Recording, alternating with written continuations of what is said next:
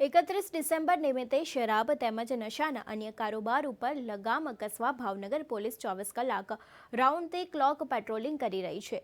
તાજેતરમાં પોલીસ દ્વારા પણ સતત પેટ્રોલિંગ તેજ તલાશી અભિયાનના ભાગરૂપે રોડ ઉપર ચેકિંગમાં હતા તે દરમિયાન નારી ચોકડી નજીક કાળા કલરની સ્વિફ્ટ ગાડી આવતા તેની તલાશી લીધી હતી અને ગાડીની તલાશી લેતા ડિક્કીમાંથી ઇંગ્લિશ શરાબના 330 પાઉચ મળી આવ્યા હતા। ડિક્કીમાંથી શરાબનો જથ્થો મળી આવતા પોલીસે ગાડી ચાલક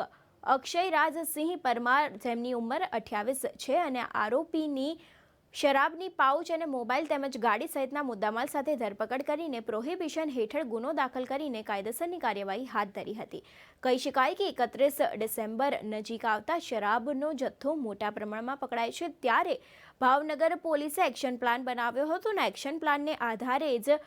આગળની કાર્યવાહી હાથ ધરીને અહીં શરાબ પકડવામાં આવી હતી અને શરાબ પકડવાની સાથે જ આરોપી ઉપર પ્રોહિબિશનનો ગુનો દાખલ કરીને તેના ઉપર કાયદેસરની કાર્યવાહી હાથ ધરવામાં આવી હતી ને નાઇટ પેટ્રોલિંગ દરમિયાન આ શરાબનો જથ્થો